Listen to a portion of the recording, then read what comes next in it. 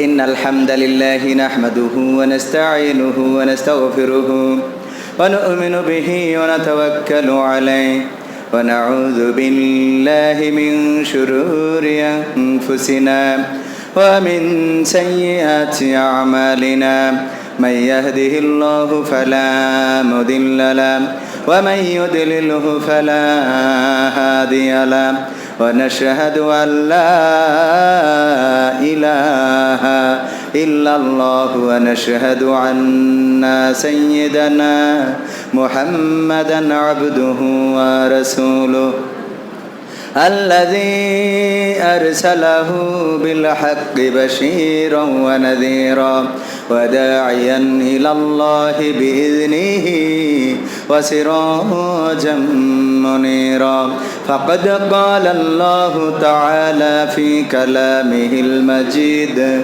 والفرقانه الحميد সবাই পড়েন আউযু বিল্লাহি মিনাশ শাইতানির রাজিম বিসমিল্লাহির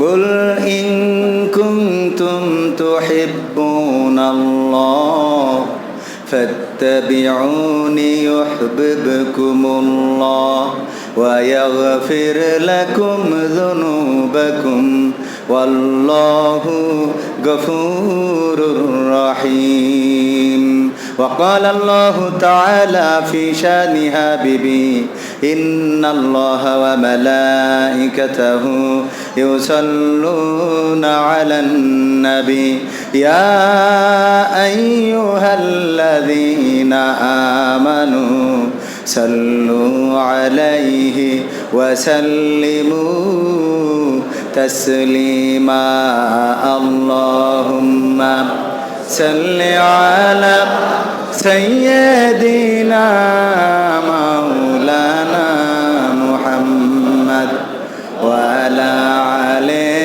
سيدنا দাও সাড়া দাও ওগো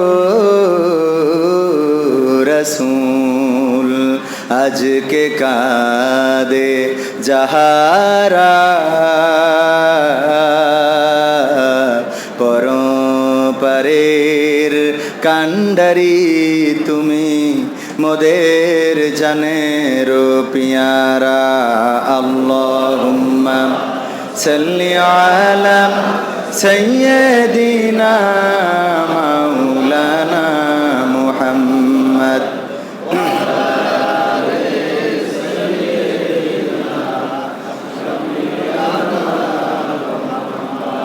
যার প্রেমে দিয়েছি এমন যার নিয়ে দেখিয়া স্বপন হৃদয় হয় যে ব্যাকুল সে যে আমার প্রিয় নবী মুহাম্মদ রাসূল সে যে আমার প্রিয় নবী মুহাম্মদ রাসূল যার প্রেমে দিয়েছি এমন মন ছুটে যায় যার টানে মরু মদিনার উদ্যানে মন ছুটে যায় যার টানে মরু মদিনার উদ্যানে সুভাষ ছড়ায় বিশ্বব্যাপী সুভাষ ছড়ায় বিশ্বব্যাপী গন্ধরাজ যে ফুল সে যে আমার প্রিয় নবী মুহাম্মদ রাসূল সে যে আমার প্রিয় নবী মুহাম্মদ রাসূল যার প্রেমে দিয়েছি এমন মন উদাসী মনের দানে, তারেই শুধু কাছে টানে। যার প্রেমেরই আর তো না দে মন যে আমার শুধুই কাঁদে। মন উদাসী মনের দানে, তারেই শুধু কাছে টানে। যার প্রেমেরই আর তো না দে মন যে আমার শুধুই কাঁদে। যার বিরহে পাগল পারাই, যার বিরহে পাগল পারাই রোই আমি মশগুল। সে যে আমার প্রিয় নবী মুহাম্মদ রাসূল।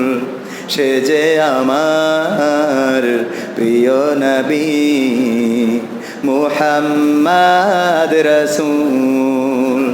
যার প্রেমে দিয়েছি এমন, যার নিয়ে দেখি স্বপন, হৃদয় হয় যে ব্যাকুল। সে যে আমার প্রিয় নবী মুহাম্মদ রাসূল। মারহাবা বলবেন না? আর একটু জোরে। দুর্গাপুর জামে মসজিদের জামে মসজিদ, তাছাড়াও অত্র এলাকাবাসী কর্তৃক আয়োজিত আজকের এই সিরাতুন নবী সাল্লাল্লাহু আলাইহি ওয়াসাল্লাম মাহফিলের শ্রদ্ধাভাজন সভাপতি, মসজিদের ইমাম, মুয়াজ্জিন, ম্যানেজিং কমিটি এবং আমার আগে যারা আলোচনা করেছেন, বিশেষ করে আমার এনামুল হাসান বিন নূর ভাই মাওলানা দামাত বরকাতুহুম, অত্যন্ত চমৎকার আলোচনা করেছেন। আমি যখন লিফলেটটা দেখলাম তখন বললাম যে আমার নামের উপরে আপনার নামটা দিতে হবে এবং এটাই উচিত। উনি বললেন আপনি আমার এলাকার মেহমান, এই জন্য নামটা উপরে রাখছি। আসলে এনামুল হাসান বিন নূর ভাইয়ের নামের নিচে আমার নামের নিচে উনার নাম, এটা খুব ভালো দেখা যায়। আপনারা গর্বিত যে এমন একজন ইমামকে পেয়েছেন, এমন একজন খতিবকে পেয়েছেন। আজকে আমার আগে আলোচনা করেছেন, অত্যন্ত গুরুত্বপূর্ণ আলোচনা করে আপনাদের উজ্জীবিত করে গিয়েছেন।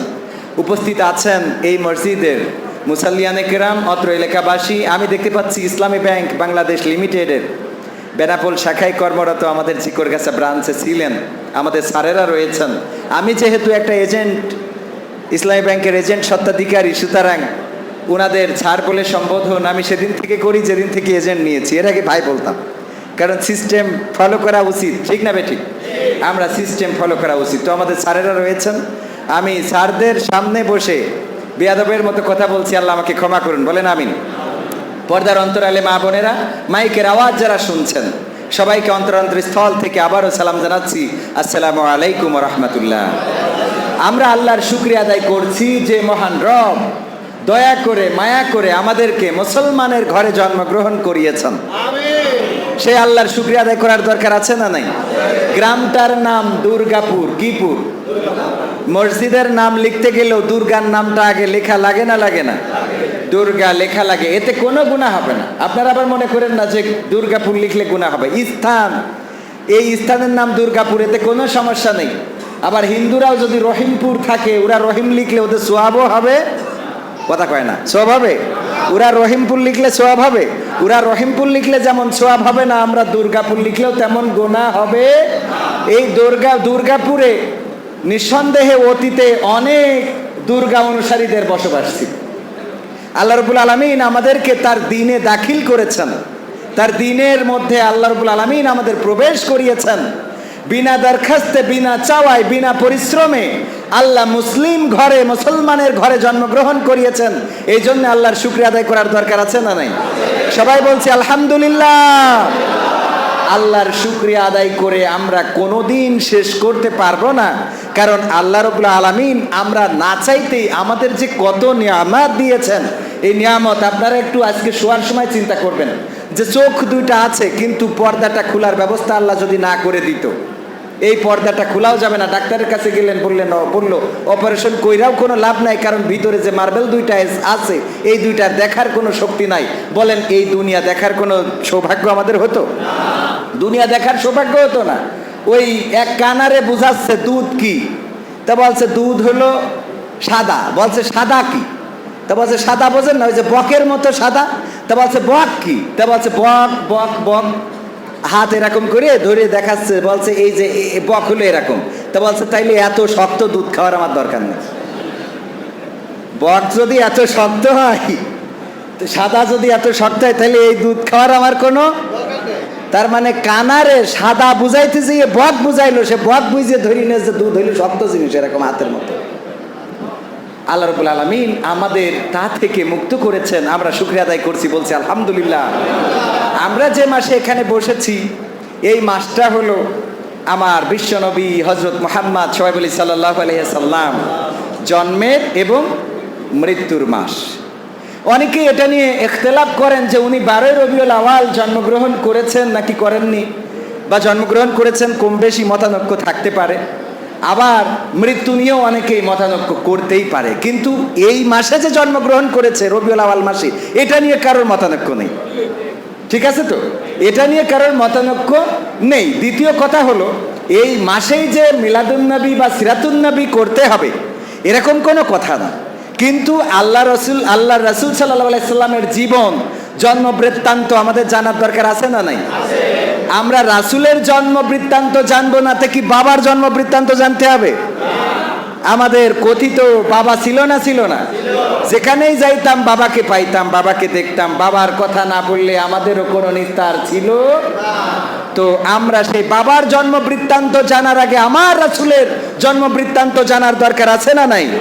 এমন একটা সময় ছিল যেই সময়ে এই বাংলাদেশে রাসূল নিয়ে কটূক্তি করলে অ্যারেস্ট করা হতো না, কিন্তু কথিত বাবাদেরকে নিয়ে যদি কোনো মন্তব্য করা হতো তাকে অ্যারেস্ট করে জেল খাটানোর মতো নজির ছিল না? ছিল না? তাদের কাছে রাসূলের থেকে বাবা বড় হয়ে গিয়েছে। আল্লাহ আমাদের সেটা থেকে মুক্ত করেছে না করে নাই?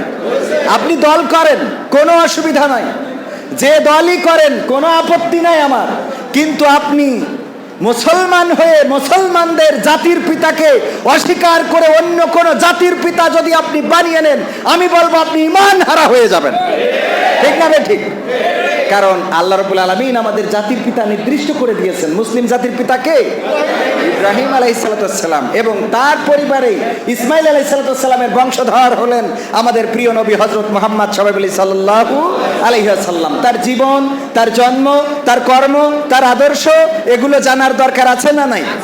আমি পবিত্র কোরআনের 3 নম্বর সূরার 3 নম্বর পারার 31 নম্বর আয়াতটা তেলাওয়াত করেছি। 55 নম্বর পৃষ্ঠা হাফেজি কোরআন 3 নম্বর লাইনে আপনারা পাবেন। আল্লাহ বলছেন কুল, বলো কি? কুল ইন কুনতুম তুহিব্বুনাল্লাহ ফাত্তাবিউনি ইউহিব্বুকুমুল্লাহ। আমি চিন্তা করলাম এই আয়াতটা আসলে কি আমাদের জন্য নাজিল হয়েছে না অন্য কোনো জাতিগোষ্ঠীর জন্য নাজিল হয়েছে, একটু খুঁজে দেখি। আমি খুঁজে দেখলাম এটার শানে নজুলটা হলো ওই সময় মদিনায় যারা ইহুদি নাসারা ছিল তারা বলতো যে আমরা আল্লাহকে ভালোবাসি। আমরা কাকে ভালোবাসি? আল্লাহকে। তারা আল্লাহর ভালোবাসার দাবিদার ছিল। ইহুদি নাসারাও বলতো যে আমরা আল্লাহকে ভালোবাসি, আমাদের আল্লাহ। কারণ ইহুদিদের নবীর নাম কি? মুসা আলাইহিস সালাম। আর নাসারাদের দাউদ আলাইহিস সালাম মনে হয়। খ্রিস্টানদের ঈসা আলাইহিস সালাম। খ্রিস্টানদের কারা? কে? খ্রিস্টানদের ঈসা আলাইহিস সালাম, আর নাসারাদের দাউদ আলাইহিস সালাম হয়ে থাকতে পারেন, যদি আমি ভুল না বলি। যদি ভুল হয় তাহলে সংশোধন করে দিবেন। তো এই ইহুদি নাসারা ওই সময় ওখানে বেশি ছিল। তারা দাবি করত যে আমরাও তো আল্লাহকে ভালোবাসি। আমরা কাকে ভালোবাসি? আল্লাহকে ভালোবাসি, কিন্তু আল্লাহ রাসূল যেটা করতে বলতেন সেটা তারা করত। আল্লাহ রাসূলের উপরে যে শরিয়া নাজিল হয়েছে সেটা তারা মানত। এই জন্য আল্লাহ এই আয়াতটা নাজিল করেছে। এখন কি বুঝতে পেরেছেন আল্লাহ এই আয়াতে কি বলেছেন? বাংলা বলি, আমি তো ভালো আরবি বোঝেনি, আমার তো জ্ঞানের দূর কত দূর আপনাদের জানা আছে, ওটা নিয়ে বেশি জ্ঞান প্রকাশ করব না, কারণ না থাকলেই তো প্রকাশ করব, নেই তা বলবো কি। আল্লাহ রাব্বুল আলামিন বলছেন যে তোমরা যারা আল্লাহ রাসূলের আল্লাহ রাসূল যখন বলতো তোমরা আমার প্রতি ঈমান আনো, আমি আখেরি জামানার নবী, আমি তোমাদের যেভাবে চলতে বলি সেভাবে চলো। ওরা জিজ্ঞেস করতো তুমি কিসের জন্য আসছো? আমি আল্লাহর জন্য এসেছি, আল্লাহ আমাকে পাঠিয়েছেন রাসূল করে, যেন আমি সকল মানুষকে অন্য মত থেকে বের করে নিয়ে আল্লাহর দিকে ডাকি। এটা সূরা সফের 9 নম্বর আয়াতে আবার আল্লাহ বলে দিয়েছেন, ওয়াল্লাযী আরসালা রাসূলাহু বিল হুদা ওয়া দীনিল হক লিইয়ুযহিরাহু আলা দ্বীনি কুল্লিহি ওয়ালাউ কারিহাল মুশরিকুন। আল্লাহ রাব্বুল আলামিন বলছেন আমি সত্য দিন, দ্বীনে হক, সত্য দিন সহকারে আমি হেদায়েতের কিতাব দিয়ে, হেদায়েত দিয়ে সত্য দিন সহকারে আমার রাসূলকে পাঠালাম, যেন তিনি সকল মতের উপরে, সকল মতাদর্শের উপরে আমার দিনকে বিজয়ী করে দেখান। বলেন সুবহানাল্লাহ। কার দিন বিজয়ী করতে হবে? এই কথা ইহুদি নাসারাদের যে বলেছে, ওরা বলতেছে যে আমরা তো আল্লাহকে ভালোবাসি, অসুবিধাটা কোন জায়গায়? তুমিও আল্লাহর দিকে ডাকতেছো, আমরা তো আল্লাহর ভালোবাসি। তখন আল্লাহ এই আয়াত নাজিল করে দিলেন যে তোমরা যদি প্রকৃত অর্থে আল্লাহকে ভালোবাসো তাহলে ফাত্তাবিউনি, অনুসরণ করো। কাকে? আমার রাসূল সাল্লাল্লাহু আলাইহি সাল্লামকে। কি করো? অনুসরণ করো। এইখানে যে আমাদের একটু ভেজাল আছে, অনেকেই এই আয়াতটার ব্যাখ্যা করেছে তোমরা যদি আল্লাহকে ভালোবাসতে চাও তাহলে আমার রাসূলকে ভালোবাসো। এখানে কিন্তু রাসূলকে ভালোবাসার কথা বলা হয়নি, বলা হয়েছে অনুসরণ করার কথা। যারা আরো ভালো জানেন তারা বলতে পারবেন কি করার কথা বলা হয়েছে? অনুসরণ করার কথা। তোমরা যদি আমি আল্লাহকে ভালোবেসে থাকো, ইহুদি নাসারাদেরকে বলতেছে যদি আমি আল্লাহকে ভালোবাসো তাহলে অনুসরণ করো আমার রাসূলকে। অনুসরণ করো কাকে? আমার রাসূলকে অনুসরণ করো। রাসূলের অনুসরণের কথা যখনই বললো তখনই ভেজাল বেঁধে গেল। এখনকার জামানায়ও আছে না নাই? ডক্টর ইউনূস, আবার আমি কিন্তু খারাপ বলছি না, আরবিরা এসে এবার ডিস্টার্ব না করলে হয়। এখন তো পাওয়ার তাদের হাতে, ম্যাজিস্ট্রেটের পাওয়ার আছে না নাই? আইন হাতে দিয়ে দিয়েছে কিছুটা, 30-60 দিন তাদের হাতে আইন থাকবে। আর পিটাপিটি মোটামুটি ভালোই করতেছে। কারণ দেখলাম যে পা উপরে তুলে নিচে মুখে করে রাখতেছে। খেয়াল করেছেন কিনা যুবকেরা? অন্তত এই 2টা মাস একটু সাবধানে, অন্যায় করো কিন্তু 2 মাস গেলি তারপর করে আনে। এখন কিন্তু তোমাদের চান ওঠে নাই, চান ডুবে গেছে। দেখেছেন কিনা আপনারা? চাঁদাবাজি করতেছে, ধরে নিয়ে একেবারে সিঁড়ির উপরে পা রাখছে আর হাত রাখছে নিচেই, মাজার উপরে কষতেছে আর আব্বা গো মা গো বলতেছে। এই জন্য আব্বা মা বলা, অন্যদের আব্বা মা বলা থেকে বাদ দাও। আগে যেসব বাবা ডাকিছাও সেগুলো তো ডাকিছাওই, এখন আবার নতুন করে আর বাবা বানানোর দরকার নেই। এই জন্য কি করতে হবে? অবশ্যই আইন নিয়ম শৃঙ্খলা মেনে চলবেন। রাস্তাঘাটে যারা চলবেন তারাও আইন নিয়ম শৃঙ্খলার বহির্ভূত আপনারা চলবেন না। ইচ্ছা মতো যা ইচ্ছা তাই করবেন। এই দেশটাকে আমরা নষ্ট করে ফেলেছি আমাদের ইচ্ছা মতো। রাস্তার পরে দোকান দিয়ে বসে আছে, বাদাম বিক্রি করতেছে, রাস্তার উপরে একটা লম্প ধরায় নিয়েও বাদাম বিক্রি করতেছে। ওরে যদি বলা হয় যে ভাই এই যে রাস্তার পরে মানুষের চলাচলে অসুবিধা হচ্ছে, আপনি এখানে দোকান দিচ্ছেন কেন? আরো 10 জন এসে বলবে গরিব মানুষ দুটো ব্যবসা করে খাচ্ছে, তো তোমার মনে হয় সহ্য হচ্ছে না। বলে না? বলে না? অথচ ও যে আর একজনের অ্যাক্সিডেন্টের কারণ হইতে পারে, এটা কি খেয়াল করেন কখনো? আবার যদি কোনোভাবে ওই বাদামালার সাথে আমার গাড়ির ধাক্কা লেগে বাদামগুলো ছড়াই যায়, তাহলে হুজুরের দোষ আছে না নাই? কবে গরিব মানুষ বাদামগুলো এইভাবে ছড়াই দিলেন, হুজুর আপনারা আসলে মানুষ হলেন না। না, আমরা তো মানুষ হলাম না, তোমরা যে তেজ মেরে দিচ্ছ আমাদের এটা কি দেখো, ঠিক না বে ঠিক? এই সমাজের এই সমস্যা। যাই হোক, ডক্টর ইউনূস 12 রবিউল আওয়ালে একটা বিবৃতি দিলেন এবং সেই বিবৃতিতে বললেন রাসূল সাল্লাল্লাহু আলাইহি সাল্লামের জীবন আদর্শের মধ্যেই সমস্ত কল্যাণ নিহিত রয়েছে। বলেন সুবহানাল্লাহ। এখন এটা বলল তো রাসূলের আদর্শের মধ্যেই যদি সব কল্যাণ থাকে, সেই আদর্শ বাস্তবায়ন করতে অসুবিধাটা কোথায়? কথা কয় না। সব কল্যাণ রাসূলের জীবন আদর্শের মধ্যে রয়েছে, কিন্তু বাস্তবায়ন আমরা কেন করি না আজ পর্যন্ত মাথায় ধরল না। আজ পর্যন্ত আমার মাথায় আসে না।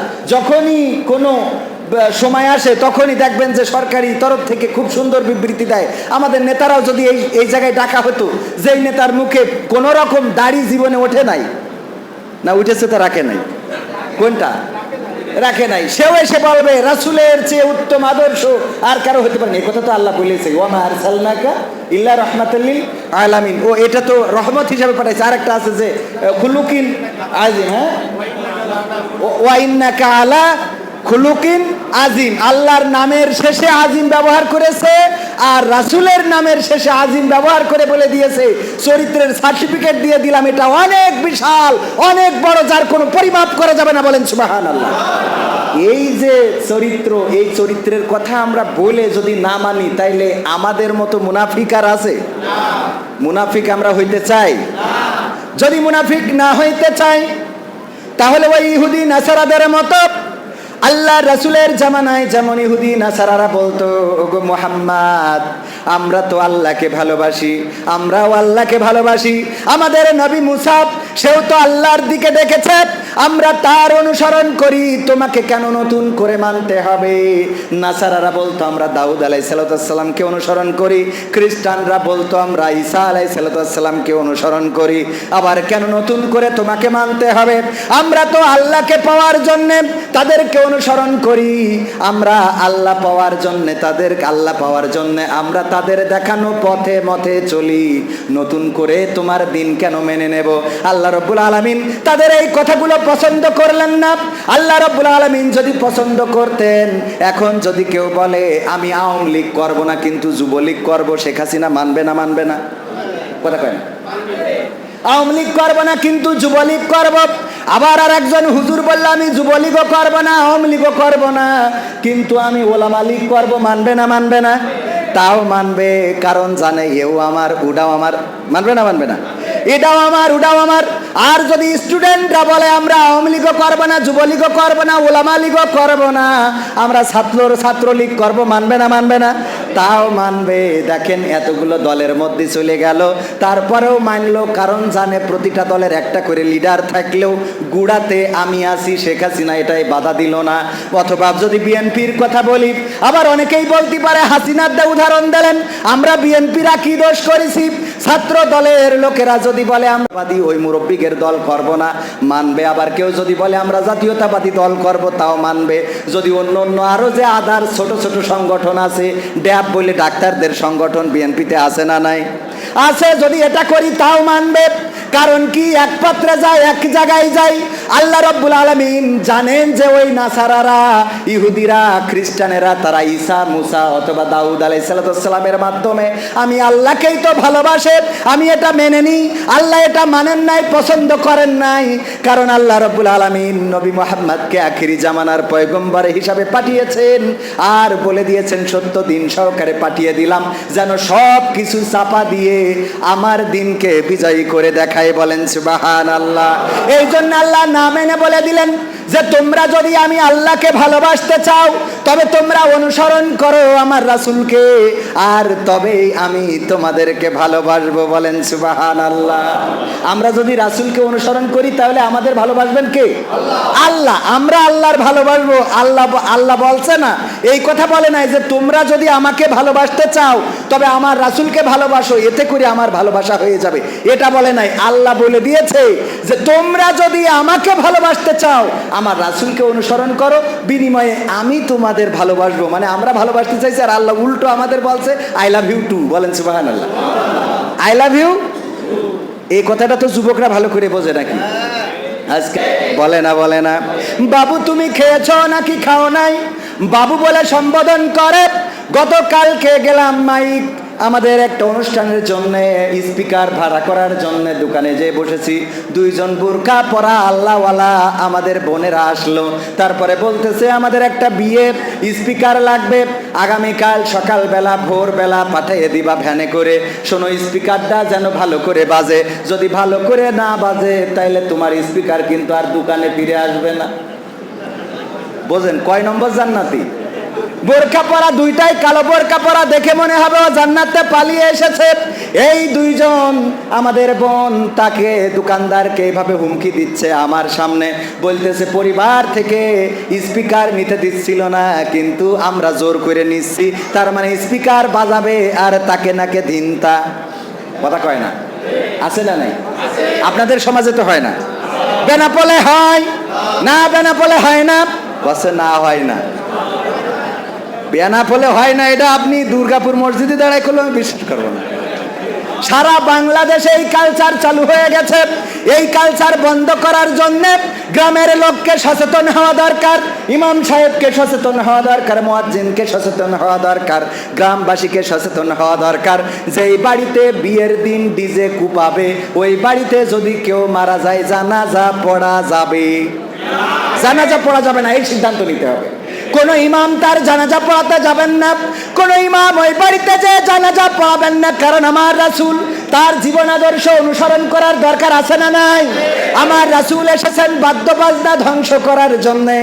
আমার রাসূল যদি কোথাও বাদ্য বাজনার আওয়াজ শুনতেন, সাল্লাল্লাহু আলাইহি ওয়াসাল্লাম কানের মধ্যে আঙ্গুল পুরে দিতেন, তারপরে দূরে যে সাহাবীদের জিজ্ঞাসা করতেন আর কি আওয়াজ আসে নাকি, বলতো না আসে না, আসে না, তারপরে কান থেকে আঙ্গুলটা বের করতেন। এই রাসূল আসলো বাদ্য বন্ধ করার জন্য। আর আমার আপনার সন্তানের বিয়েতে ডিজে ভাড়া করে তারপরে মুরব্বি যাই ভাইরাল তাই দিয়ে গান আছে না নাই? মুরব্বি আমার আলেম, আমাদের পীর সাহেব কুমিল্লার, উনি কত সুন্দর করে বলেছেন। কি মানে মুরব্বি উঠে যাচ্ছিল, এটা আপনারা তো সব জানেনই। এ নিয়ে এখন বিদেশেও ট্রেন্ড চালু হয়ে গেছে, কয় মুরব্বি মুরব্বি। মানে ওরা তো মুরব্বি ভালো করে কইতে পারে না, কারণ বিদেশে ওদের তো শব্দ উচ্চারণ করতে গেলে মুরব্বি মুরব্বি। কি অবস্থা, একটা ট্রেন্ড চালু হয়, সেই ট্রেন্ড নিয়ে আমার সমাজ মাতামাতি শুরু করে দেয়।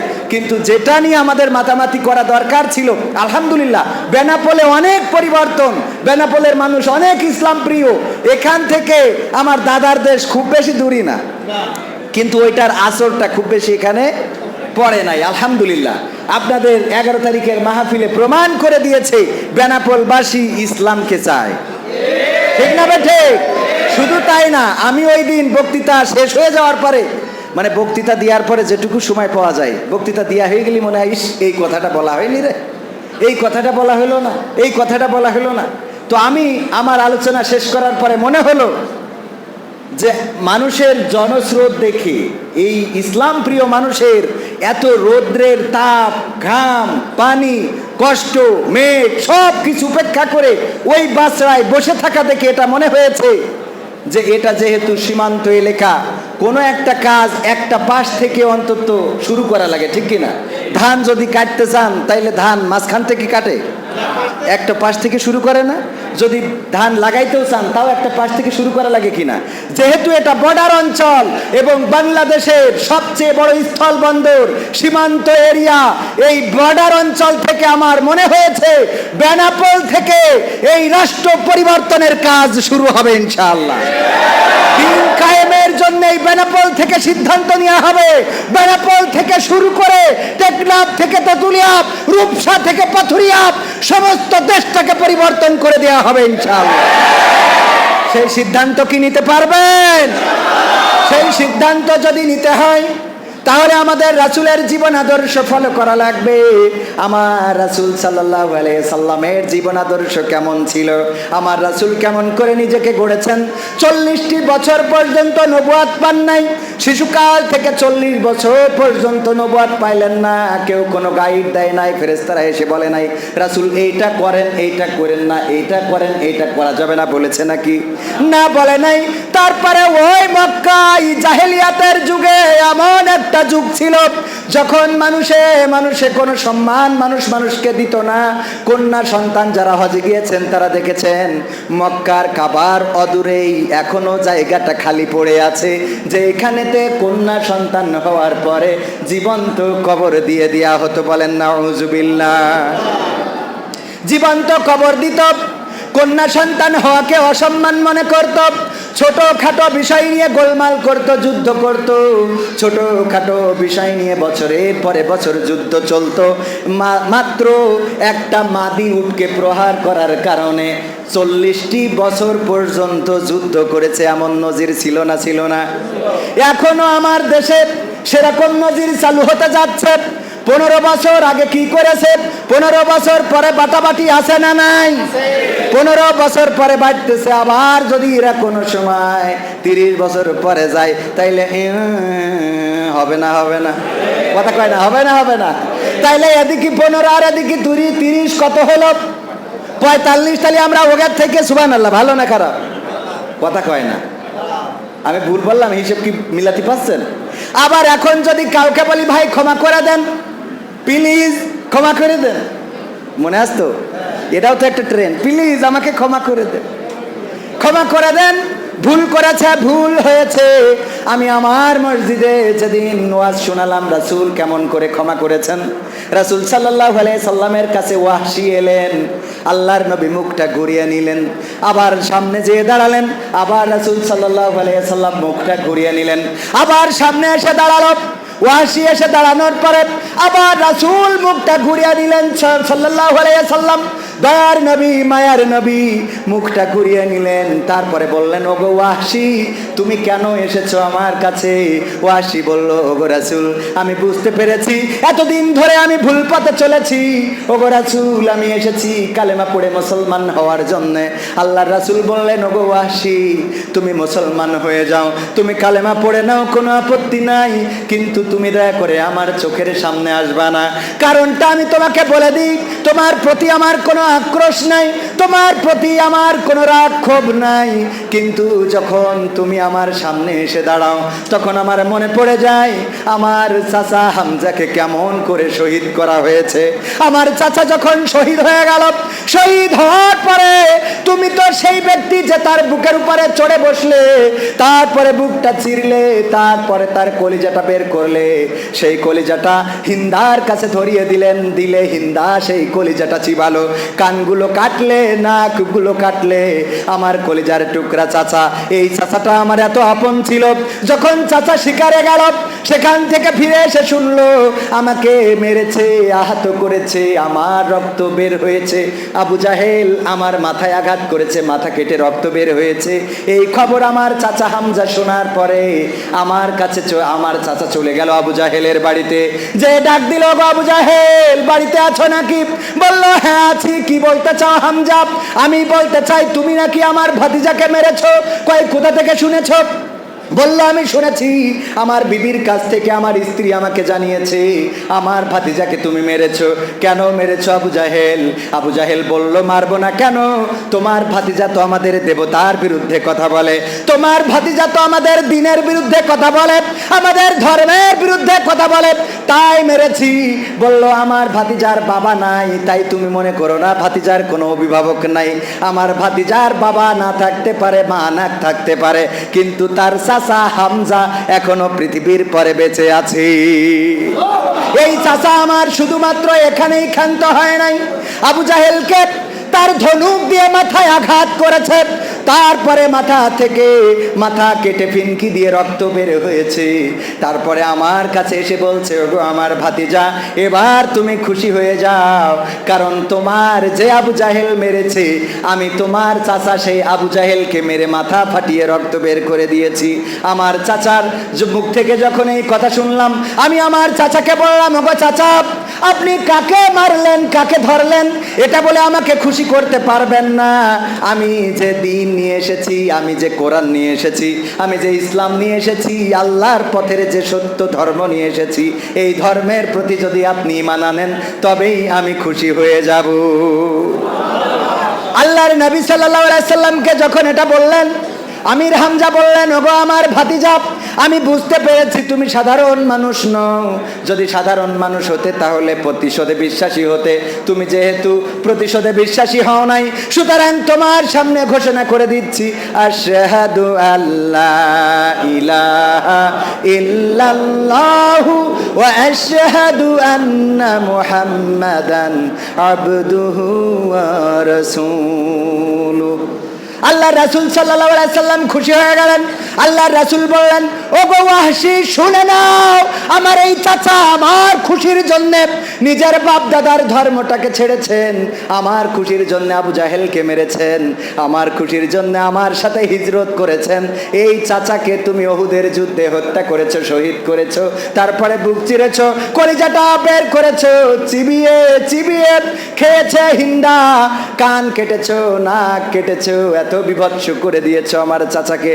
ওগো ওয়াসি, তুমি কালেমা পড়ে ইসলাম কবুল করে নাও, কিন্তু আমার সামনে এসো না, কারণ তুমি সামনে আসলে আমার চাচার ওই ক্ষতবিক্ষত দেহটা আমার মনের মধ্যে ভেসে ওঠে, আর আমি এটাকে কন্ট্রোল করতে পারি না। আল্লাহ রাসূল ক্ষমা করেছে না করে নাই? অথচ হত্যার বদলে কি ছিল? হত্যার বদলে হত্যা আইনটা কার? আল্লাহর আইন আল্লাহ ক্ষমা করে দিলেন। এমনকি হিন্দা আবু সুফিয়ান পালিয়ে যাচ্ছিল, যখন শুনলো আল্লাহ রাসূল ক্ষমা ঘোষণা করেছেন, সেখান থেকেও হিন্দা আবু সুফিয়ান পালিয়ে এসে আল্লাহ রাসূলের হাতে হাত রেখে কালেমা পড়ে মুসলমান হয়েছেন। বলেন সুবহানাল্লাহ। আমি যখন এই ওয়াজ করলাম আমার মসজিদে, বলতেছে তাইলে 15টা বছর জ্বালাইলো, তাই এটা কি হবে? 15 বছর এইটা কি হবে?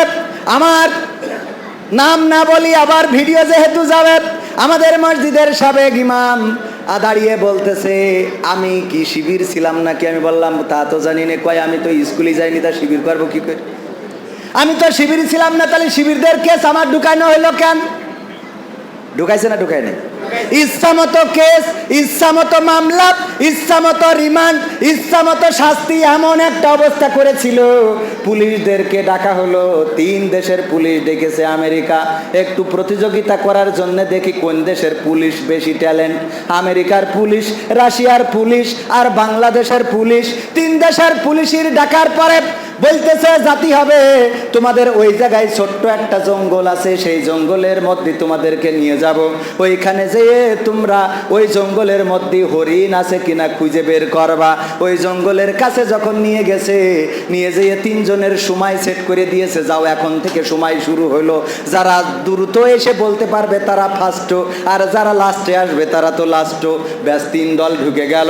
আমেরিকার পুলিশ 1 ঘন্টা সার্চ করে এসে বলল যে এই বনের মধ্যে কোনো হরিণ নেই, এই বনের মধ্যে কোনো হরিণ নেই। আর রাশিয়ার ওরা একটু অল্প দক্ষ, আমেরিকার থেকে একটু কম দক্ষ, এই জন্য ওদের 3 ঘন্টা লাগলো। এসে 3 ঘন্টা পরে বলছে যে আমরা সার্চ করে দেখলাম এই বনে কোনো হরিণ। এবার পালা কাদের? বাংলাদেশের পুলিশ 3 দিন পরে একটা ছাগলের বাচ্চা ধরে নিয়ে এসে, কয়দিন পরে? 3 দিন পরে ছাগলের বাচ্চা আনার পরে বলতেছে কি খবর, তোমরা এতদিন দেরি করলে কেন?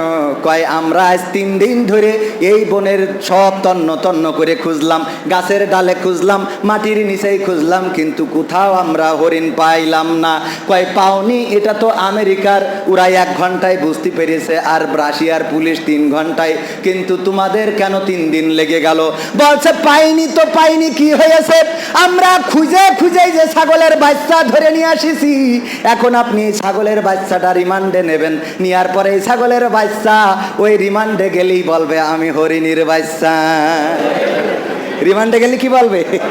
আমি হরিণীর বাচ্চা। এরা এত ট্যালেন্ট, বলছে যে তোরাই ফার্স্ট, কারণ যে বনে হরিণ নেই ও বনতেও হরিণ বের করতে পারে না, পারে না।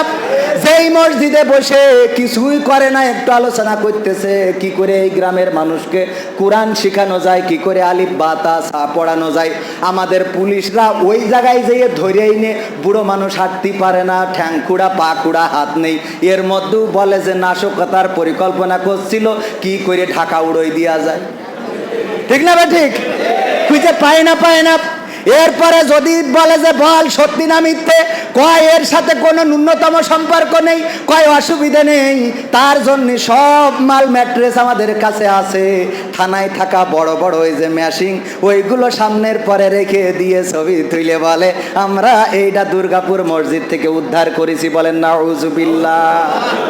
এই অবস্থা ছিল না? ছিল না? এই অবস্থা যারা করেছ তারা বুঝতে পারে নাই আল্লাহ রাব্বুল আলামিন ছাড় দেন, কিন্তু ছেড়ে দেন।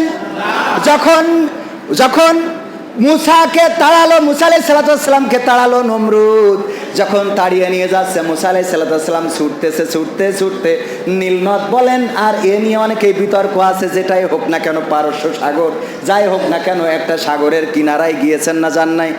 কোনো একটা সাগর বা নদীর কিনারায় গিয়েছেন। এই যাওয়ার পথে মুসা আলাইহিস সালাম টেনশন করেন নাই, দুশ্চিন্তা করে নাই, সাহাবীদেরকেও দুশ্চিন্তা করতে দেয় নাই। কিন্তু যখন নদীর কিনারায় গিয়েছে, মুসা আলাইহিস সালামের তো কোনো চিন্তা নাই, সাহাবীরা একটু দুশ্চিন্তা করতেছে। কয় মুসা, তোমার অনুসরণ করে বড্ড বিপদে পড়ে গেলাম, আর তো বাঁচার কোনো রাস্তা নাই। কেন রাস্তা নাই? কয় রাস্তা কি করে থাকে? সামনে পানি, সামনে নদী, আর পিছনে ফেরাউনের সৈন্য বাহিনী।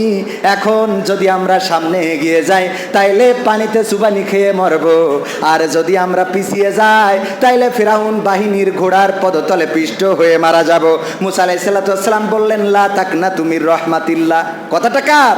আল্লাহ রাব্বুল আলামিন বলে দিয়েছেন, ওগো আমার উম্মতেরা, তোমরা হতাশ হইও না, নিরাশ হইও না, আল্লাহর রহমত পাওয়া যাবে। আল্লাহ রাব্বুল আলামিন সেই সময়ও রহমত করেছে না করে নাই? এই রহমত এতটাই করলেন, নদীর মধ্যে রাস্তা হয়ে গেল, রাস্তার মধ্যে চলে গেল। আর ফিরাউন এতটাই দাম্ভিক হয়ে গেল, ও এসে নদীর পাড়ে তো অন্তত চিন্তা করা দরকার ছিল যে এর মধ্যে রাস্তা হইলো কি করে। ঠিক না বে ঠিক? তার তো একটা চিন্তা করা দরকার।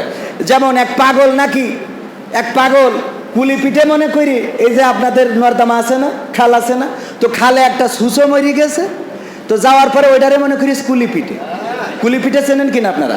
যেটার মধ্যে নারকেল থাকে, তো ওইটা কামড়ায় কামড়ায় খাচ্ছে, খাওয়ার পরে লাস্টে দেখে লেজ। তো তখন পাগলের মাথা খারাপ হয়ে গেছে যে কুলি পিঠে লেজ হলো কি করে? এ পিঠের তো লেজ হওয়ার কথা না। তো একটা পাগলেও চিন্তা করে যে এর লেজ হলো কি করে। পাগল, তারও চিন্তা হয় যে পিঠে তো খাইলাম, কিন্তু পিঠের তো লেজ হওয়ার কথা না, তো লেজ হইলো কেমনে? এটা পাগলেও চিন্তা করে, কিন্তু ফেরাউন চিন্তা করে নাই যে এই নদীর মধ্যে রাস্তা হইলো কেমনে। তার মানে দাম্ভিকতা কতটুকু ছিল চিন্তা করতে পারেন? কত দাম্ভিকতা না থাকলে ও যেই বলছে আব্বার স্বপ্ন ছিল নামু, এটা কার স্বপ্ন ছিল? নামও, অসুবিধা নেই।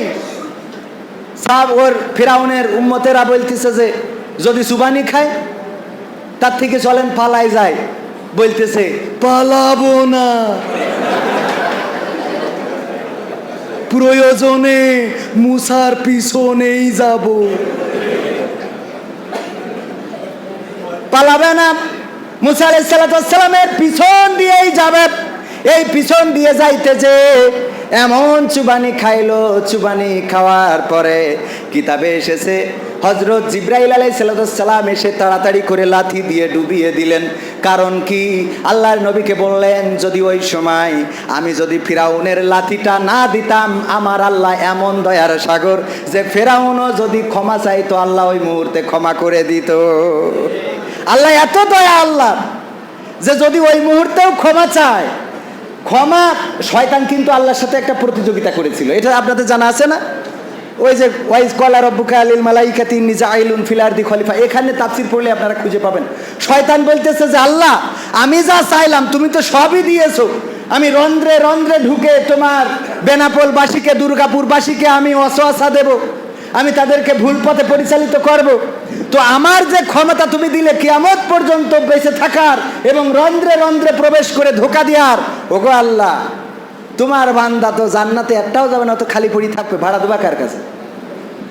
শয়তান বলতেছে কার সাথে? আল্লাহ রাব্বুল আলামিন বললেন, ওগো শয়তান, তোমার দুশ্চিন্তা করার কোনো কারণ নাই। আমার বান্দারা অপরাধ করবে, ভুল করবে, অন্যায় করবে, তারপরে যখন আমার কাছে ফিরে আসবে তাহাজ্জুদের নামাজে সিজদায় পড়ে যাবে, যখন আমাকে ডেকে বলবে, ওগো আল্লাহ, তোমার দরজা ছাড়া আর কোনো দরজা নাই, তোমার দুয়ার ছাড়া আর কোনো দুয়ার নাই, তোমার কাছে চাওয়া ছাড়া আর কারো কাছে চাওয়ার শক্তি সামর্থ্য আমাদের নাই, ওগো আল্লাহ, তুমি দয়া করে আমার জীবনের গুনাহগুলো ক্ষমা করে দাও। যখন আমার বান্দা তওবা করে আমার কাছে ফিরে আসবে, আমি আল্লাহ তার গুনাহ খাতা ক্ষমা করে দেব। আল্লাহর নবীর কাছে দাইয়াতুল কালবি এসে কান্না করছেন। আল্লাহ রাসূল বললেন, ওগো দাইয়াতুল কালবি, তুমি কেন কান্না করো? তুমি তো মুসলমান হয়েছো। আল্লাহ রাসূলকে সাহাবী বললেন, ওগো আল্লাহর নবী, আমার গুনাহ কি সব মাফ হয়ে গেছে? আল্লাহর রাসূল বললেন, তোমার পূর্বেকার সকল গুনাহগুলো আল্লাহ ক্ষমা করে দিয়েছেন। দাইয়াতুল কালবি বলেন, ওগো আল্লাহর নবী, আমার একটা গুনাহ মনে হয় আল্লাহ ক্ষমা করে নাই। আল্লাহ রাসূল বললেন, কি এমন গুনাহ তোমার জীবনে আছে? দাইয়াতুল কালবি বললেন, ওগো রাসূল, আমি একবার কর্মের সন্ধানে দেশ থেকে বাইরে গিয়েছিলাম। আমার স্ত্রী ছিল প্রেগন্যান্সি, আমার স্ত্রী গর্ভবতী ছিল, আমার স্ত্রীর গর্ভে সন্তান ছিল। আমি যখন বাইরে গিয়েছি, আমার স্ত্রী কন্যা সন্তান প্রসব করেছে। মেসেজ দিয়েছিল যে তোমার গর্ভ থেকে একটা মৃত সন্তান হয়েছে, তোমার সন্তান আমার গর্ভ থেকে মৃত সন্তান হয়েছে। আমি সেটাই মনে করেছিলাম।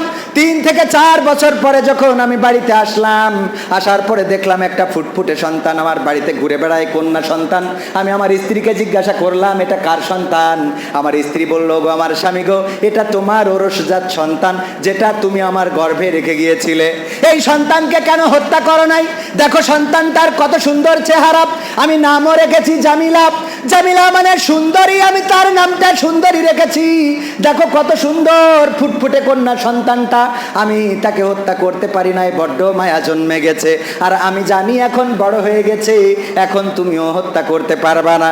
সুতরাং এই সন্তানকে আমরা আমাদের জন্য রেখে দিই, আমাদের প্রশান্তির জন্য রেখে দিই। ও আল্লাহর রাসূল, আমি যখন রাত্রে শুয়ে আছি, আমার কলিজার টুকরা একবার আমাকে আব্বু আব্বু বলে আমার গলা জড়িয়ে ধরে, আর একবার আম্মু আম্মু বলে তার মায়ের গলাটা জড়িয়ে ধরে। সারাটা রাত একবার আমার গলা জড়িয়ে ধরে শুয়েছে, আর একবার ওর মায়ের গলা জড়িয়ে ধরে শুয়েছে। আমি রাতের অন্ধকারে চিন্তা করলাম, এই সন্তানকে যদি বাঁচিয়ে রাখি, এই মক্কার মানুষেরা বলবে, ওই দেখো কন্যা সন্তানের বাবা হেঁটে যায়, ওই দেখো কন্যা সন্তানের পিতা হেঁটে যায়, এটা তোমার জন্য লজ্জার। এই কন্যা সন্তান কারো সাথে বিয়ে দেব, কারো বাড়িতে কাজ করবে, কন্যা সন্তানের তো কোনো দাম নাই। এই চিন্তা করে আমি কন্যা সন্তানের পিতা থাকতে চাইলাম না। সিদ্ধান্ত নিলাম আগামীকালকেই আমি এই সন্তানকে হত্যা করব। পরের দিন সকালবেলা স্ত্রীকে বললাম, গো স্ত্রী, অনেক দিন তো কাছের আত্মীয় স্বজনদের বাড়িতে যাওয়া হয় না, সন্তানকে একটু সাজিয়ে দাও, গুছিয়ে দাও, আমি আমার কিছু আত্মীয়ের বাড়িতে বেড়াতে যাব। আমার স্ত্রী সরল মনে সন্তানকে গুছিয়ে দিল, সাজিয়ে দিল। যখন আমি সন্তানকে নিয়ে হাঁটা শুরু করলাম, আমার সন্তান মাঝে মাঝে পিছনে পড়ে যায়, আব্বু আব্বু বলে ডাক দিয়ে দৌড়ে এসে আমার জড়িয়ে ধরে। আবার যখন পিছনে পড়ে যায়, আব্বু আব্বু বলে ডাক দিয়ে জড়িয়ে ধরে। আমি যখন আমার গন্তব্যে পৌঁছে গেলাম, আমার সাথে থাকা অস্ত্র দিয়ে আমি মাটি খনন করা শুরু করে দিলাম। আমার সন্তান বলল, বাবা কার জন্য এত কষ্ট করো? আমি বললাম, দূরে যাও খেলো, আমি হয়ে গেলে তোমাকে ডাক দেব। আমার সন্তান দূরে খেলতে যে আমি যখন মাটি খুঁড়ি, আমার দাড়িতে ধুলা লেগে যায়। এটা দেখে আমার সন্তান দৌড়ে আসে আর আমার দাড়ির ধুলাগুলো ঝেড়ে দেয়, আর বলে, ওগো বাবা তুমি কেন এত কষ্ট করো, কার জন্য এত কষ্ট করো? ওগো আল্লাহর রাসূল, আমার সন্তান তো জানে না আমি তার জন্যই কবর খুঁড়ছি। আমার যখন গর্ত খনন করা হয়ে গেল, আমার সন্তানকে ডাকলাম, বললাম, মাগো এদিকে আসো। আমার জামিলা আমার কাছে ছুটে এলো। আমি সাথে থাকা দড়ি দিয়ে হাত পা বাঁধা শুরু করে দিলাম। সন্তান কান্না করা শুরু করে দিল, ওগো বাবা তুমি কেন বাঁধো আমার? কি এমন অপরাধ করলাম, কি জন্য আমাকে বাঁধতেছো? ওগো বাবা তুমি যখন বাইরে ছিলে, মাকে জিজ্ঞাসা করতাম, বাবা কবে ফিরবে, বাবা কবে বাড়িতে আসবে। তুমি এমন একজন পাষাণ পাষণ্ড হয়ে আমার বাড়িতে ফিরবে, এটা ভাবতে পারি নাই গো বাবা। বাবা আমাকে ক্ষমা করে দাও। আমি আমার সন্তানের কোনো কান্না শুনলাম না। তারপরে তাকে কই গর্তের মধ্যে ছুঁড়ে ফেলে দিলাম। গর্তের মধ্য থেকে চিৎকার করে ডাকতে লাগলো, বাবা গো বেঁচে থাকার অধিকার দাও, মায়ের কাছে যাওয়ার অধিকার দাও। আমি আমার সন্তানের কোনো কান্না শুনলাম না, আমি কোনো ক্ষমা করলাম না। একটা পাথর নিয়ে আমার সন্তানের বুক লক্ষ্য করে যখন ছুঁড়ে দিলাম, পাথরটা বুকের উপরে পড়লো, চারিদিক দিয়ে রক্ত ফিকিয়ে বের হয়ে গেল। আর আমার সন্তানের বুক থেকে একটা আওয়াজ বের হলো, আব্বা। এই আওয়াজটা আজ আমার কানে বাজে, যখন আমি কোনো কাজে যাই আমার কানে বাজে, ওই যে আমার সন্তান আব্বা বলে চিৎকার করে। যখন আমি ঘুমাতে যাই আমার সন্তানের ওই আব্বা চিৎকারটা কানে ভেসে আসে। যখন আমি কোনো জায়গায় একাকিত্বে থাকি, আমার সন্তানের ওই আওয়াজটা ভেসে আসে। ওগো রাসূল, আমার মনে হয় আমার জীবনের সব গুনাহ যদি আল্লাহ ক্ষমা করেন, এই গুনাহটা আল্লাহ ক্ষমা করবে না। আল্লাহর রাসূল যখন এই ঘটনাটা শুনছিলেন, কিতাবে এসেছে আল্লাহর রাসূলের দাড়ি মোবারক ভিজে ভিজে টপ টপ করে পানি পড়ছিল। আর রাসূল বললেন, ওগো দাহিয়াতুল কালবি, জাহিলি যুগে তোমরা কতটা নিঠুর ছিলে, কতটা পাষাণ ছিলে, তোমরা কতটা নিষ্ঠুর ছিলে, নিজেদের সন্তানদেরকে এমন করে হত্যা করেছো। আর আমার আল্লাহ রাব্বুল আলামিন কন্যা সন্তানদেরকে তোমাদের জান্নাতের যাওয়ার জন্য একটা রাস্তা হিসাবে তৈরি করে দিয়েছে। আল্লাহ রাসূল বলেছেন, যদি কারো 2টা কন্যা সন্তান হয় আর সেই 2 কন্যা সন্তানকে যদি উত্তমভাবে মানুষ করে, বড় করে, সৎপাত্রস্থ করে, আল্লাহ রাসূল আঙুল দুটো এক জায়গায় করে দেখিয়েছেন, ওই কন্যা সন্তানের বাবা আর আমি রাসূল এইভাবে জান্নাতে থাকবো। সুবহানাল্লাহ, আর একটু জোরে। এই 2টা আঙুল একত্রিত করে দেখিয়েছেন যে একই সাথে জান্নাতে থাকবো। সম্মানিত ভাইরা আমার, আল্লাহ রাসূল এই সমাজটাকে পরিবর্তন করেছেন, এই সমাজ এনে দিয়েছেন যেই সমাজে নিষ্ঠুরতা ছিল, যেই সমাজে আচার আচরণ এত খারাপ ছিল, যেই সমাজের মানুষ মনে করতো ক্ষমা পাবো না। ওই যে জিবরাইল আলাইহিস সালামের ফিরাউনের কথাটা বলছিলাম যে আল্লাহ এত দয়ার সাগর যে আল্লাহ ওই সময়ও ফিরাউন ক্ষমা চাওয়ার সুযোগ পাইলে ক্ষমা করে দিত না? আল্লাহর কাছে এই ক্ষমা আছে না নাই? আল্লাহ ক্ষমা করে দেন। আমরা আল্লাহর কাছে ফিরে আসি। আল্লাহর কাছে যখনই আমরা, আল্লাহ রাব্বুল আলামিন এই জন্য বলেছেন, ইয়া আইয়ুহাল্লাযীনা আমানুত্তাকুল্লাহ হাক্কা তুকাতিহি ওয়া লা তামুতুন্না ইল্লা ওয়া আনতুম মুসলিমুন। ওগো ঈমানদারেরা, তোমরা আমি আল্লাহকে ভয় করো যেমন করে ভয় করা উচিত, আর ততক্ষণ পর্যন্ত মারা যেও না যতক্ষণ পর্যন্ত না পূর্ণ মুসলমান বা আত্মসমর্পণকারী হতে পারো। কথাটা কার? আল্লাহ রাব্বুল আলামিন এই কথাটা বললেন। আমি চিন্তা করলাম, আল্লাহ আমাদের জীবন মৃত্যুর মালিক কে? আল্লাহর হুকুম ছাড়া কি কোনো গাছের পাতা নড়ে? আল্লাহর হুকুম ছাড়া কেউ মারা যাবে? আল্লাহর হুকুম ছাড়া কেউ বাঁচতে পারবে? তাহলে আল্লাহ আবার নিষেধ করতেছে যে মরো না, ইন্তেকাল করো না, আমার কাছে এসো না, ফিরে এসো না, কবরে যেও না যতক্ষণ পর্যন্ত না মুসলমান হও। তার অর্থ হলো যখনই তুমি এই আয়াতটা শুনবে তখনই আল্লাহর কাছে আত্মসমর্পণকারী হয়ে যাবে। বলেন সুবহানাল্লাহ। আত্মসমর্পণকারী হওয়ার দরকার আছে না নাই? যদি আত্মসমর্পণকারী হতে পারি, আল্লাহ রাব্বুল আলামিন আমাদের জান্নাতের ব্যবস্থা করে দিবেন। রাসূলের আদর্শ যদি অনুসরণ করে চলতে পারি, আল্লাহর নবী আমাদের জন্য সুপারিশকারী হয়ে যাবেন, পরকালটা আমাদের জন্য মুক্তির হয়ে যাবে, দুনিয়ার জীবনটা আমাদের জন্য শান্তির হয়ে যাবে। ওগো আমার ভাইয়েরা, রাসূলকে প্রায়োরিটি দিতে হবে, রাসূলকে অগ্রাধিকার দিতে হবে। সকল ক্ষেত্রে রাসূল সাল্লাল্লাহু আলাইহি সাল্লামের আনুগত্য স্বীকার করে নিতে হবে। রাসূলের অনুসরণ আমাদের দাড়িতে, আমাদের জুব্বায়, আমাদের টুপিতে, আমাদের খাওয়ায়, আমাদের পরায়, আমাদের আচার, আমাদের ব্যবহার, আমাদের চাল, আমাদের চলন, আমাদের বলন, সব কিছুতে অনুসরণ করতে হবে কার?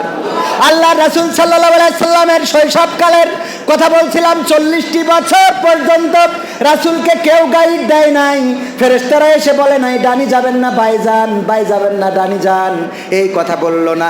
তারপরেও 40 বছর পর্যন্ত রাসূলের জীবনে একটা মিথ্যা কথা আছে নাকি? একটা মিথ্যা কথা নাই। কারো সাথে অন্যায় করেছে? আছে। কাউকে গালি দিয়েছে? আছে। কারো সাথে প্রতারণা করেছে? আছে নাকি? না, নাই। অনেকেই বলে এত বড় পরহেজগার হয়েছে, উনি তো এক সময় এই আকাম করেছে, ওই আকাম করেছে, এরকম বলে না? আমরা যাই করি না কেন, আমি যদি ওয়াজ করি বলে মুরব্বি তুমি তো নাটক করো সেই লোক, বলে না? মুরব্বি এই কাজ করা যাবে না। আবার যদি নাটকও ছেড়ে দিই, এরপরে ওরা সমালোচনা ছাড়বে না, বলবে ও তো সেই লোক যে নাটক করতো। মানে এখন করি আর ছেড়ে দেওয়ার পরে কি বলবে? করতো। ছেড়ে দেওয়ার পরে কি বলবে? মানে এই মুখ বন্ধ করা যাবে। আল্লাহর ওলিরা সমালোচনা করবেই, ওই সমালোচনার ভয় করার দরকার নেই ভাইয়েরা আমার। এই জন্যে আল্লাহর নবীর অনুসরণ করতে হবে, সব সমালোচনাকে উপেক্ষা করে আল্লাহর পথে চলতে হবে। আল্লাহর রাসূল সাল্লাল্লাহু আলাইহি সাল্লামের এই 40 বছরের জিন্দেগিতে অন্যায় নাই, পাপাচার নাই, কদাচার নাই, গোনাহ নাই, বরং এতটা সুশৃঙ্খল জীবনযাপন আল্লাহর রাসূল করেছেন যে মক্কার কাফেরেরা আল্লাহর রাসূলকে আল আমিন উপাধি দিয়েছিল। বলেন সুবহানাল্লাহ। কি উপাধি? আল আমিন মানে বিশ্বস্ত। এই বিশ্বস্ততার উপাধি দিয়েছে আল্লাহ রাসূল সাল্লাল্লাহু আলাইহি সাল্লাম। শিশুকাল থেকে ইনসাফ করেছেন। মায়ের দুগ্ধ খাওয়ার সময় পালক ভাই বা দুধ ভাই যে ছিল, দুধ ভাইয়ের নাম কি ছিল? আব্দুল্লাহ। কি ছিল?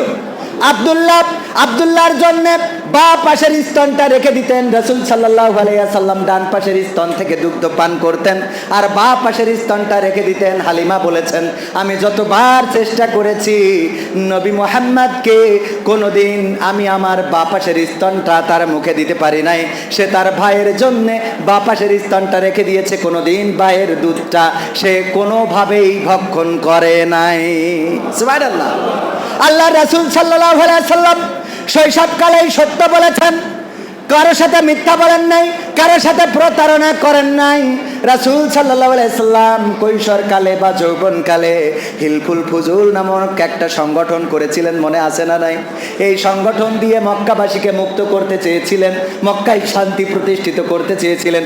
এই জন্যে এখনকার যুবকেরা যখন কোনো যুব সংগঠন করে অনেকেই নাম দেয় হিলফুল ফুজুল, দেয় না? হিলফুল ফুজুল এই সংগঠন করেছেন শান্তি দেওয়ার জন্য। শুধু তাই নয়, যখন খাদিজাকে বিবাহ করলেন আল্লাহর রাসূলের বয়স ছিল কত? 25 বছর। আর বিবি খাদিজা রাদিয়াল্লাহু তাআলা আনহার বয়স কত ছিল? 40 বছর বয়স। এই 40 বছর বয়সী বিবি খাদিজা রাদিয়াল্লাহু তাআলা আনহাকে যখন বিয়ে করলেন, মক্কার ধনী ব্যবসায়ী সুন্দর সুশ্রী এত সুন্দর একজন রমণী যখন নবী মুহাম্মদকে বিয়ে করলেন, নবী মুহাম্মদকে বিয়ে করার কারণে সমালোচনায় পড়ে গেলেন। সবাই বলল, গো খাদিজা তুমি কোন কারণে একজন তোমার কর্মচারী, কারণ রাসূল সাল্লাল্লাহু আলাইহি সাল্লাম খাদিজার আন্ডারে কাজ করেছে না করে নাই?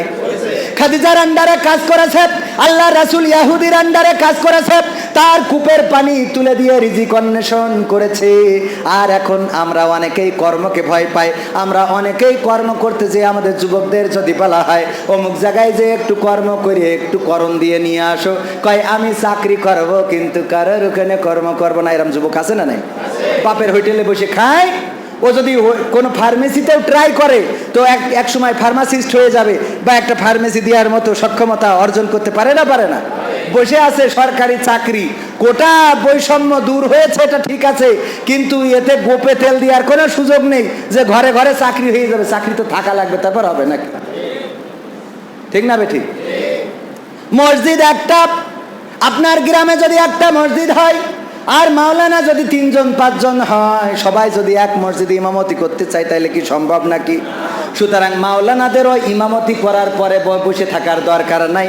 একজন বেনাপোলে যেয়ে দোকান দেন, একজন নাভারণে যেয়ে দোকান দেন, একজন যশোরের শহরের উপরে দোকান দেন। এইভাবে করে যদি মাওলানারাও ব্যবসায় আসে, বরকত দিয়ে দিবেন কি? বরকত দিবেন কে? কিন্তু আমরা পড়ে আছি, হুজুর আমার জন্য একটু দোয়া করতেন, আমি যেন আপনার মতো বক্তা হতে পারি। কেন? আল্লাহ যেন আমার কণ্ঠটা কবুল করে। আমি তো বুঝি কের জন্য, কারণ আমরা দোকান খুলেছি, ও দোকান তুমিও খুলতেছ, ঠিক না বে ঠিক? এই দোকানে লাভ আছে না নাই? সব লাভ, কোনো ইনভেস্ট নেই, খালি গাড়িটা নিয়ে আসবেন আর খাবেন, পরের গাবেন তো। আর এমনি যাওয়ার সময় পকেটে আছে না নাই? এই ব্যবসা করার জন্যে অনেকেই উদ্যোগী হয়েছে, শুরু থেকে চেষ্টা করে, কয় মেসেজ ড্রপ করিয়ে দাও। মেসেজ ড্রপ করে ঘরের মধ্যে, মেসেজ ড্রপ করে, আছে না নাই? ঘরের মধ্যে খালি মেসেজ ড্রপ করে। আমার মিজানুর রহমান আজহারি ভাই উনার কণ্ঠের কপি করে, উনার টুপির কপি করে, উনার দাড়ির কপি করে, উনার কোটের কপি করে, পাঞ্জাবি জুব্বার কপি করে, রাসূলের সুন্নাহ তার মধ্যে নাই। এরকম আছে না নাই? আল্লামা সাইদির যদি আপনি কপি করেন, করতে পারেন, তার কণ্ঠটা যদি ভালো লাগে, সুরটা যদি ভালো লাগে, কপি করেন। কিন্তু যদি আপনি মনে করেন সাইদির মতো হব, সাইদির মতো আমার মানুষ সম্মান করবে, ইজ্জত দেবে, এই যদি মনে করেন, তাইলে আপনার সব কিছু ভেস্তে গেল না, দোজখে চলে গেল। আমরা কি বলি? তো সব ভেস্তে গেল, ভেস্তে যায়, যায় কনে? দোজখে আল্লাহ রাসূল বলেছেন 3 শ্রেণীর মানুষ আগে জাহান্নামে যাবে। কয় শ্রেণীর? তার মধ্যে প্রথম শ্রেণীর কারা? আলেমরা। প্রথম শ্রেণীর কারা? আলেমরা। আমি বলো বড় আলেম না ছোট আলেম, এই জন্য একটু ভয় কম আছে। মানে আমি কই কি, কেউ অনেকেই বলে যে হুজুর আপনারা যে ওয়াজ করে এত টাকা নেন, তো এতে অসুবিধা হবে না? আমি কই অসুবিধা হলে একটু দেখানোর মতো রাস্তা আছে কি? আমি কই চিন্তা করি যে আমাদের আব্দুল আলামিন ভাই, আমির হামজা ভাই, তারপরে আরো যারা রাহবার আছে, ওরাও তো নেচ্ছে, তা ওকে যদি আল্লাহ ধরি আটকাতে পারে, তা আমার আটকালি আর করবো নাকি? কথা কয় না? এত বড় বড় হুজুর গুলোও নেয় না, নেয় না, নেয়, আবার আমরাও নিই। ভাইয়েরা আমার, আবার নেওয়া ছাড়া উপায় নেই। যদি না নেন, হঠাৎ করে গাড়িটা নষ্ট হয়েছে, গিয়ার বক্স মায়ের খেয়ে গেছে, এখন এই গিয়ার বক্স আগে ছিল নাকি 30,000 টাকা, আর আমারটা যখন মায়ের খেয়ে গেল তখন দাম পড়লো 60,000 টাকা, আর লাগাইনোর খরচ আছে, আবার মোবিল কিনতে হবে, গিয়ার অয়েল কিনতে হবে। আসসালামু আলাইকুম। YouTube channel Islam with Habibur. এই চ্যানেলে সব কিছু ইসলামিক বিষয় প্রচার করা হয়। দয়া করে সবাই এই চ্যানেলকে সাবস্ক্রাইব, লাইক, কমেন্ট, শেয়ার করবেন এবং এই চ্যানেলটির সাথে থাকবেন। ধন্যবাদ।